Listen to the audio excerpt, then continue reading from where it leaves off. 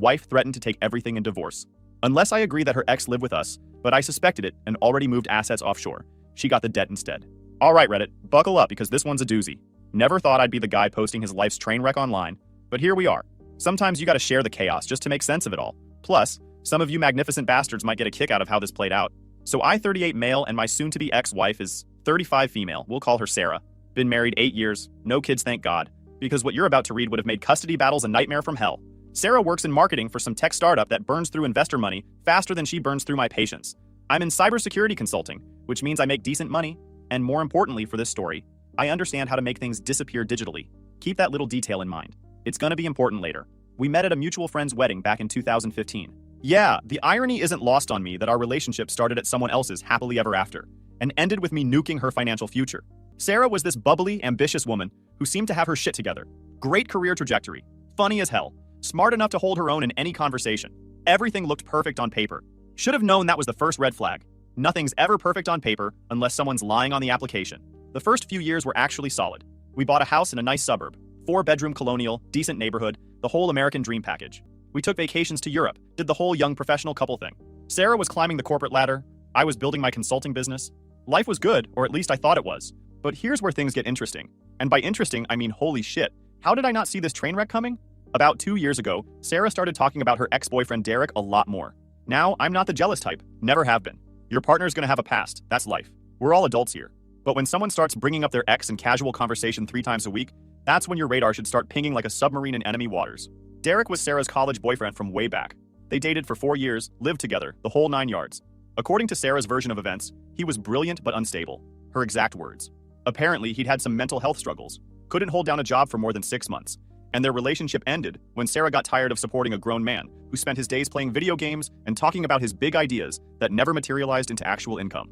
Fair enough. We've all got exes who didn't work out. Hell, I've got a few myself that I wouldn't want to run into at the grocery store. The weird part was how often Derek's name started popping up in conversation. Derek always said, or, you remind me of something Derek used to do. Or my personal favorite, Derek had this theory about. At first, I figured she was just processing old memories or whatever. People do that sometimes when they're feeling nostalgic. Maybe she'd seen something on social media that reminded her of their time together. No big deal, right? Wrong. Then Sarah started mentioning that Derek had been reaching out. Apparently, he'd gotten his act together. Found a job in graphic design, started therapy, joined a gym, the whole redemption arc bullshit. She'd run into him at a coffee shop near her work, and they'd caught up for like 2 hours. Totally innocent, she assured me. Just 2 adults being mature about their past. I wasn't worried. Why would I be? Sarah and I were married. We owned a house together. We had a life. Some ex-boyfriend with a history of instability and unemployment wasn't exactly keeping me up at night. I had bigger things to worry about, like landing new clients and keeping our business accounts healthy. But then Derek started becoming a more frequent topic of conversation. Sarah would show me his Instagram posts about his new job or his therapy breakthroughs. She'd mention funny texts he'd sent her about some meme or current event.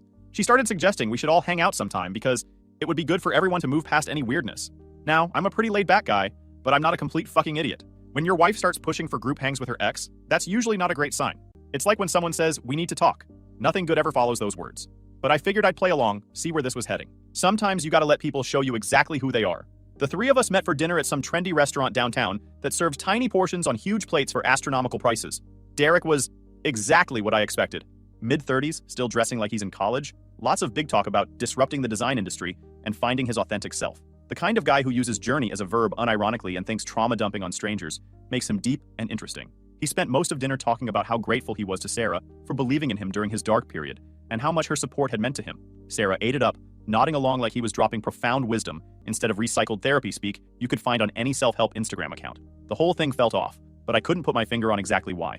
Derek wasn't openly hitting on Sarah or anything. He was polite to me, asked about my work, seemed genuinely interested in getting to know me. But there was this underlying vibe, like he was auditioning for something, like he was interviewing to be part of our lives. After dinner, Sarah was practically glowing. She kept talking about how proud she was of Derek's progress and how good it felt to have closure on that relationship. She suggested we make it a regular thing, monthly dinners to stay connected as friends. That's when I started paying closer attention to the details. Sarah's texting habits changed first. She'd always been pretty open with her phone. We never had trust issues, never snooped on each other's messages. But suddenly she was taking calls in other rooms and tilting her screen away when Derek's name popped up. When I'd ask what they were talking about, she'd get vague. Oh, just work stuff, or he's having some friendship drama. The frequency increased too. What started as occasional catch-up texts became daily conversations. Sarah would laugh at her phone during dinner, then immediately explain it was something funny Derek had sent. She started mentioning his opinions on movies, politics, whatever. always positioned as this brilliant insight I should definitely hear. Derek made this really good point about the housing crisis, she'd say. Or, Derek recommended this documentary about corporate corruption. Always Derek this, Derek that. Like suddenly, her ex-boyfriend had become this fountain of wisdom on every topic under the sun. I'm in cybersecurity, remember? Pattern recognition is literally my job. I get paid to spot anomalies, identify threats, and predict what bad actors are going to do before they do it. And the pattern here was pretty fucking clear. My wife was developing an emotional affair with her ex-boyfriend, and he was laying groundwork for something bigger. But I didn't confront her. Not yet. Instead, I started doing what I do best, gathering intelligence. Sarah's laptop was password protected, but she'd had the same password for our entire relationship. Her browser history showed frequent visits to Derek's social media profiles, not just casual checks, but deep dives through months of posts. She'd been Googling articles about friendship after relationships and navigating complex emotions and how to help someone with anxiety. She'd also been researching apartments in our area, specifically one-bedroom places that could accommodate a roommate situation, places with flexible lease terms and furnished options. Her text messages with Derek painted a picture of a guy who was slowly escalating emotional intimacy while positioning himself as needing help. He was having trouble with his lease, struggling financially despite the new job, dealing with anxiety about living alone. His therapist had apparently suggested he needed a more stable living situation to continue his healing journey. Sarah was offering advice, emotional support, and increasingly personal details about our relationship. She'd told Derek about our mortgage payments, my income, our investment accounts. She'd complained about my work hours, my travel schedule, how I sometimes got stressed about money. She'd shared intimate details about our sex life, how often, what I liked, what left her unsatisfied. Reading those messages was like getting punched in the gut repeatedly. My wife was essentially giving her ex-boyfriend a complete blueprint of our marriage, including all the weak spots he could exploit. The real kicker? Derek had been asking about me. What I did for work, how much money I made, what our house was worth, whether I traveled for business, what my hobbies were. Sarah, being helpful, had answered all his questions. She'd essentially given him a full financial profile of our marriage and a personality assessment of her husband. That's when I knew for sure this wasn't some innocent reunion between old friends. Derek was running a long con, and Sarah was either completely oblivious or actively participating. Either way, I needed to start protecting myself. I started moving assets immediately. See, one advantage of working in cybersecurity is that you learn a lot about financial privacy and asset protection. I'd always kept our finances organized but separate. Joint accounts for household expenses like mortgage, utilities, and groceries, but individual accounts for our personal spending and professional expenses. Sarah had never shown much interest in the details, which made this easier. Over the course of 3 months, I quietly moved money offshore, opened accounts in countries with strong banking privacy laws, converted assets into cryptocurrency, created a network of LLCs that would be nearly impossible to trace even with forensic accounting. I didn't clean out our joint accounts. That would have been too obvious. But anything that was technically mine, anything from my business or my personal inheritance, went into secure, hidden accounts. I also started documenting everything. Screenshots of Sarah's text messages, recordings of her phone calls with Derek, perfectly legal in our state with one-party consent laws, financial records showing how much I'd contributed to our shared assets versus what she'd put in, bank statements, mortgage payments, utility bills, everything that would matter in a divorce proceeding. If this was heading where I thought it was, I wanted to be prepared for war. Meanwhile, Derek's problems were escalating right on schedule. His lease situation got more desperate by the week. He was having panic attacks about living alone. Apparently, his anxiety was triggered by isolation. His therapy had revealed that he needed a stable support system to continue his healing journey. Sarah was getting more and more involved in trying to solve his housing crisis. She started staying late after work to help Derek look at apartments online. She'd come home with stories about how difficult the rental market was, how expensive everything had gotten, how hard it was for someone with Derek's credit history to find a decent place. The first direct suggestion came about 6 months into this whole shit show. Sarah brought it up casually over dinner, like it was no big deal. So Derek's lease is up next month, and he's really struggling to find a place he can afford, she said, not looking up from her salad. I was thinking, maybe he could stay in our guest room for a few weeks, just until he gets back on his feet. I set down my fork and looked at her, really looked at her, trying to read her expression. You want your ex-boyfriend to move into our house? It's not like that, she said quickly, finally making eye contact. He's a friend who needs help. We have the space and it would just be temporary. How temporary? She shrugged like we were discussing what to watch on Netflix. A month? 2 at most, just until he finds something suitable. And what does Derek think about this generous offer? He's really grateful for the idea, but he doesn't want to impose. He suggested paying rent, maybe helping with groceries and utilities. It could actually save us money. Of course he did.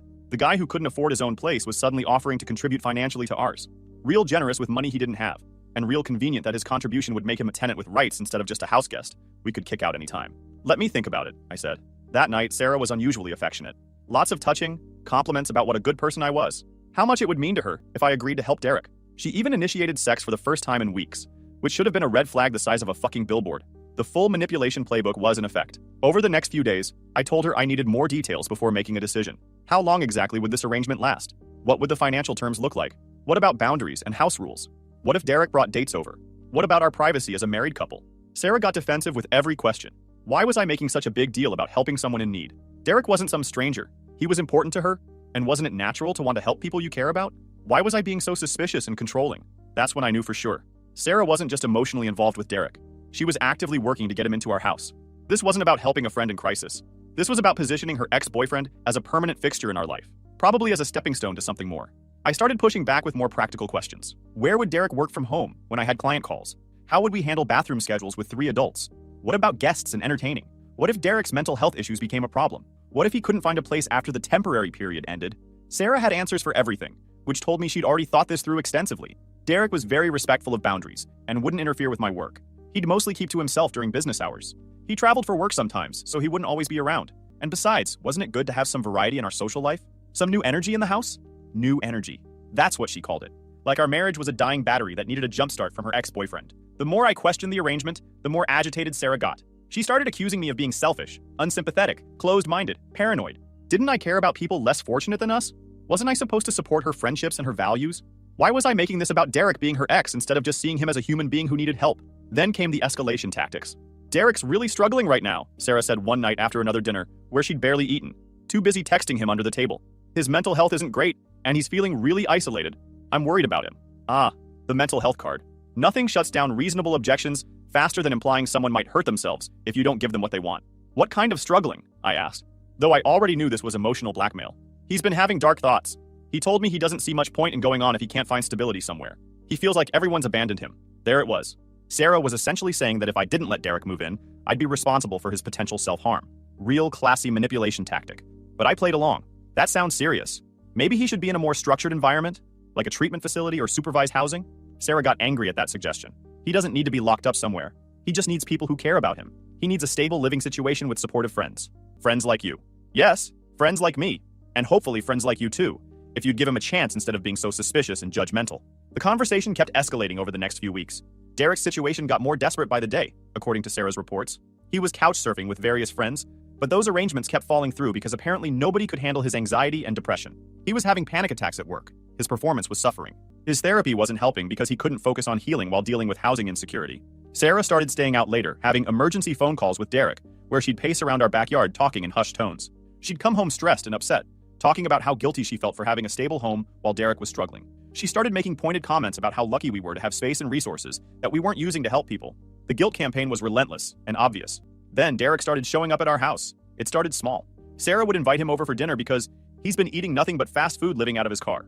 He'd stay late, talking about his struggles and his gratitude for our kindness. He'd compliment the house, mention how peaceful it felt, how healing it was to be around stable, supportive people like us. Sarah would practically glow when Derek praised our home or our hospitality, She'd make elaborate meals when he was coming over, stuff she hadn't cooked for me in months. She'd clean the house top to bottom, dress up like we were having important company instead of hosting a homeless ex-boyfriend. Derek started leaving things behind. A phone charger here, a book there, a change of clothes for when he inevitably stayed too late to drive safely. Sarah would suggest he just sleep on the couch rather than risk driving while tired or emotionally overwhelmed. Before long, Derek was sleeping over 2 or 3 nights a week. I watched this whole thing unfold like a slow-motion car crash. Sarah was essentially moving Derek into our house without my explicit consent, creating a fait accompli that would be harder to reverse once it became the status quo. The classic boiling frog technique. But I let it happen.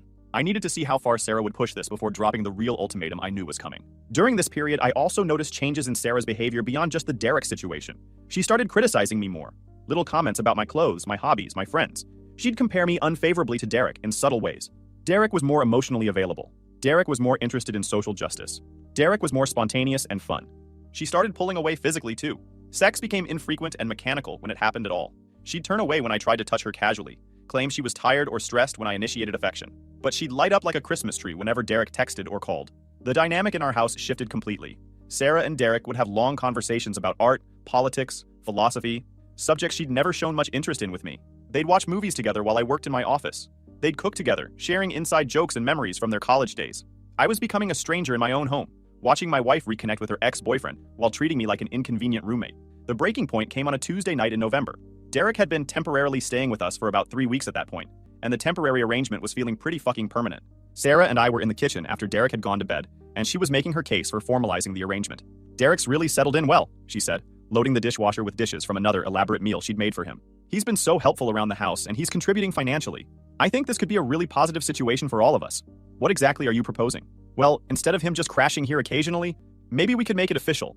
He could move into the guest room permanently, pay a third of the mortgage and utilities, help with groceries and household maintenance. It would actually save us money and give us built-in help with house projects.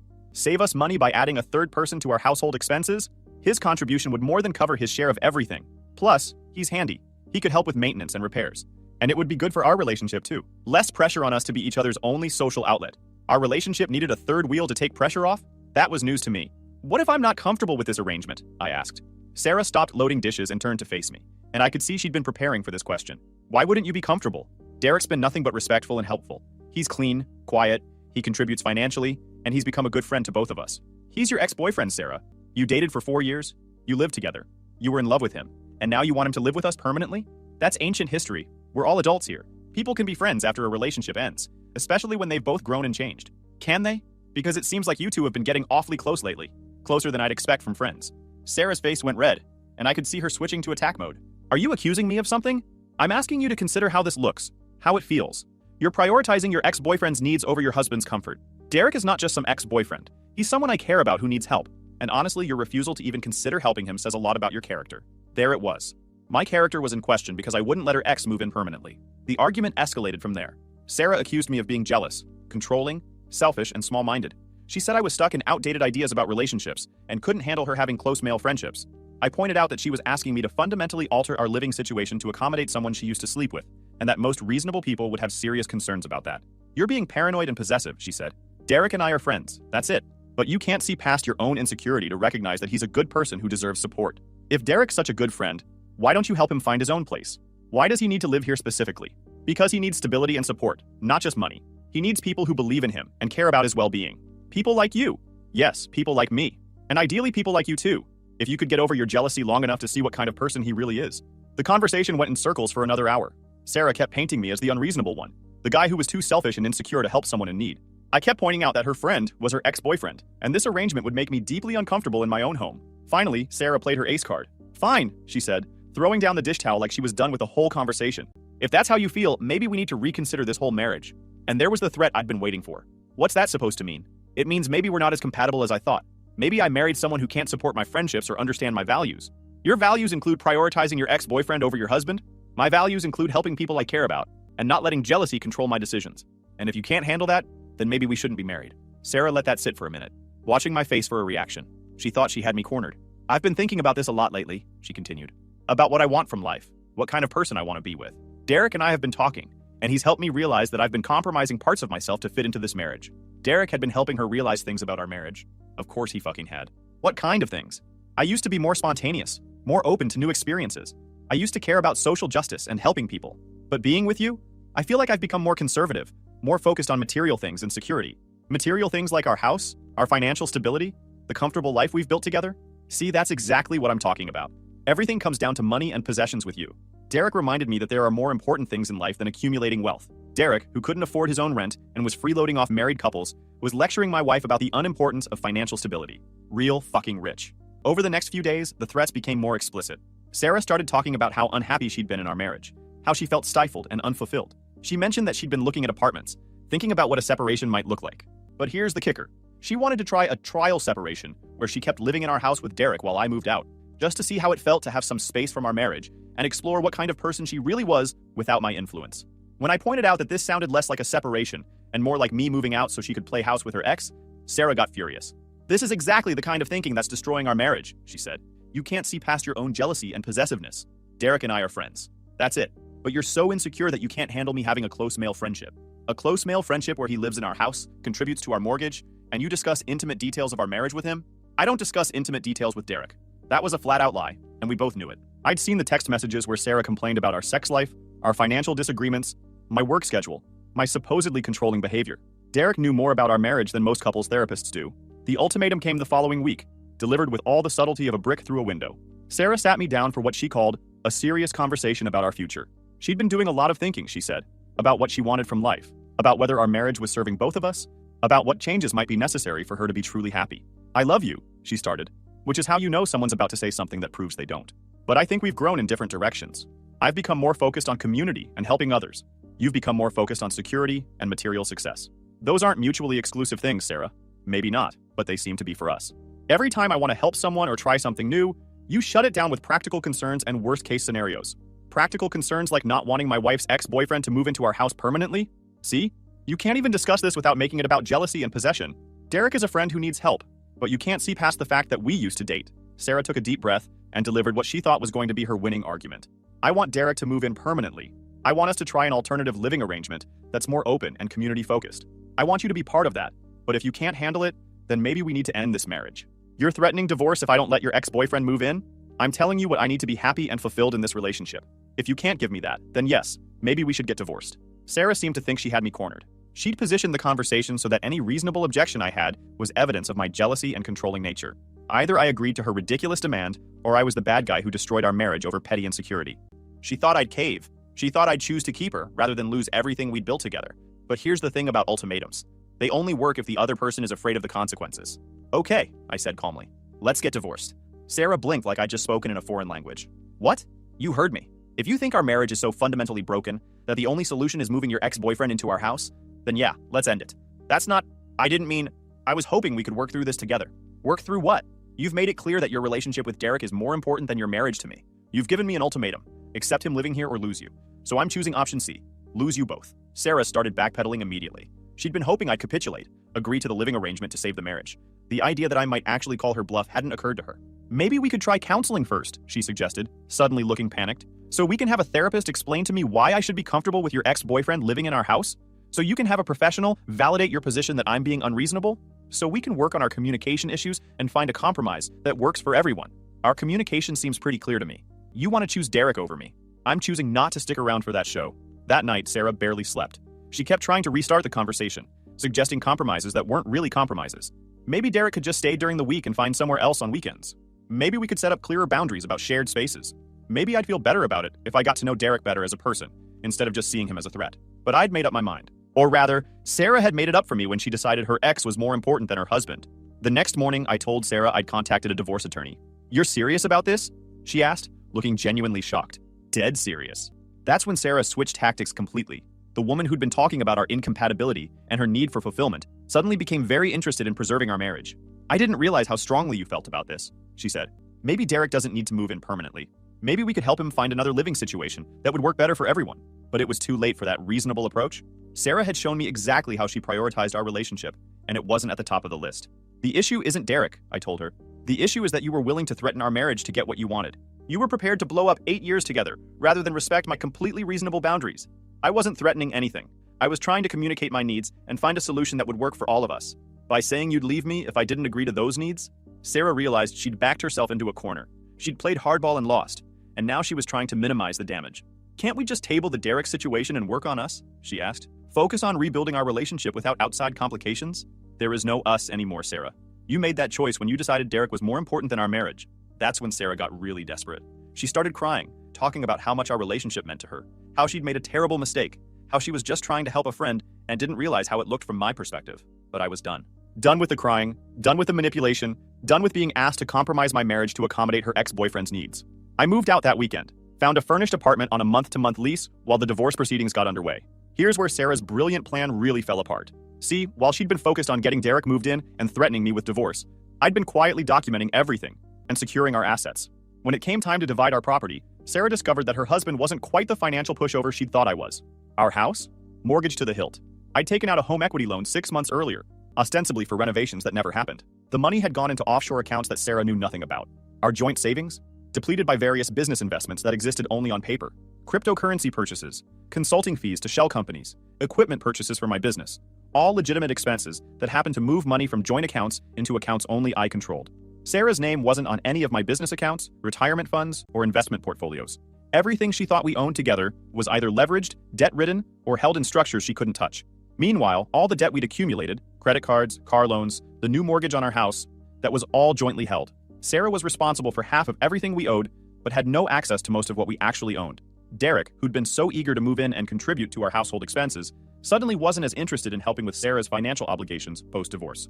The divorce proceedings were swift and brutal. Sarah kept expecting me to be reasonable, to work out some kind of amicable settlement that would let us both move on with our lives in comfort. Instead, she got a forensic accountant and a paper trail that made it clear she was getting exactly what she'd asked for: freedom from our marriage, plus half the debt we'd accumulated together. Sarah tried everything. She claimed I'd hidden assets. I had, but proving it would take longer than she could afford. She argued that I'd manipulated our finances to screw her over in the divorce. Technically true, but also technically legal. She even suggested that we try counseling to work things out. Too little, too late, sweetheart. Her lawyer advised her to settle quickly, rather than rack up more legal fees fighting a battle she probably couldn't win. The forensic accounting alone was going to cost her more than she'd get from any assets she might be able to claim. Derek, faced with the reality of Sarah's new financial situation, decided his housing crisis wasn't quite desperate enough to warrant moving in with a newly divorced woman who was drowning in debt. Funny how quickly his mental health needs disappeared when Sarah stopped being a financial asset and became a liability. His anxiety about living alone suddenly became manageable when it turned out his other option was sharing a studio apartment with a bitter ex-wife who couldn't afford to keep the lights on. The final divorce decree left Sarah with about $95,000 in debt, a mortgage she couldn't afford on her salary alone, and the realization that her brilliant plan to upgrade from her boring husband to her exciting ex-boyfriend had backfired spectacularly. 6 months post-divorce, Sarah had to sell the house at a loss to pay down the debt. Derek was long gone, apparently having found another supportive friend to help with his ongoing housing issues. Sarah moved into a studio apartment across town and deleted most of her social media accounts.